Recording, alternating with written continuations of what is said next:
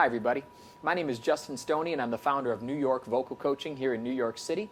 Welcome to episode 19 of Voice Lessons to the World, the show where we want to help you guys as singers by answering your questions from all over the world. And I'll give you a chance to ask questions later, but our question for this week comes from Marnell Dante Sample.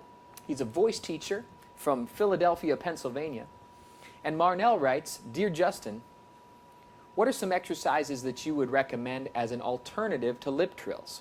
I know lip trills are supposed to be a good semi-occluded exercise, but I find that sometimes they don't help much. What would you suggest in cases like this?" And that's awesome to get questions from other voice teachers, Marnell. Really appreciate that. And let's talk today about alternatives to lip trills.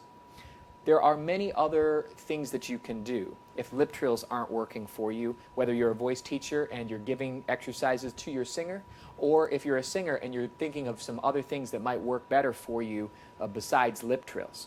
We'll go back a step. First of all, we'll talk about why do lip trills work. We've done this in the past, but just real brief. First of all, a lip trill is going to increase your breath support because it limits the airflow.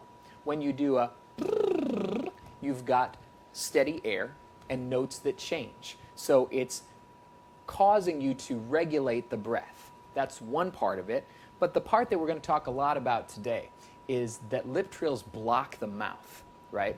When I'm making a brrr sound, I've got something in the way of my mouth. Now this is what Marnell means when he says semi-occluded. That's very smart. Occlusion is a block, and it's semi-occluded. It's partially blocked. So I'm not like blocked, but I'm partially blocked.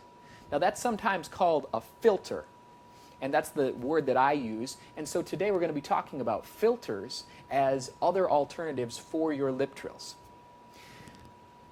Before we do that, let's talk first about chest voice and head voice. Chest voice, we know that the chords come together thickly and that the air moves outward out of the mouth. Whereas head voice, the chords thin out somewhat and that the air moves back into the head. So if I sing very open-mouthed with no occlusion, no filter out there, then I'm probably going to go more chest dominant and things are going to get tighter. If I sing into the head, I have the ability to loosen my vocal cords and probably go to higher notes with greater ease. Let me show you an example of that with a song first. Some small mouth singing, some filtered singing, some occluded or semi-occluded singing. Let's take Chocolate by Snow Patrol for a second.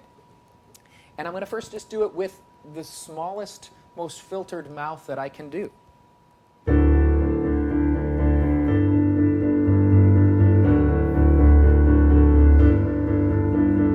This could be the very minute I'm aware I'm alive. All these places, they feel like home. I'm barely opening my mouth, but it's pretty easy to do. Now if I open really wide and let the air out, this could be the very minute I'm aware I'm alive. Now I'm exaggerating a little bit, but it makes it much more difficult when the air is just zooming out of my mouth, and it makes it a lot more easy when I have some sort of filter, some sort of block within the context of a song. Now that's not all the time that you want to do that, but often you will want to use some sort of filter when you're singing a song to help you get the air into the head in a greater way. So let's talk about exercises. If we know that filters are really the thing that's going to help us with better breath support and blocking the mouth, let's talk about stuff that blocks the mouth, and then Marnell and everybody, you're going to have some ideas for things that are alternatives to lip trills. Stuff that blocks the mouth, here we go. V. V. That's the bottom lip, blocking the mouth. You can exercise on V. Z. Z. That's the tongue, touching the hard palate and blocking the mouth again. You can exercise on a Z. You could also try your nasal consonants. M. Lips blocking the mouth. N. Tongue blocking the mouth. Again, air going into the nasal cavity. And G. back of the tongue sealing with the soft palate, also blocking the mouth, putting the air up into here. Tongue trills, an alternative to lip trills, obviously. Brrr, tongue blocking the mouth and a little bit getting out. Then you could also do an ooh vowel, ooh, because the lips are blocking the mouth pretty well. Or an e vowel, e, because the back of the tongue is also blocking the mouth.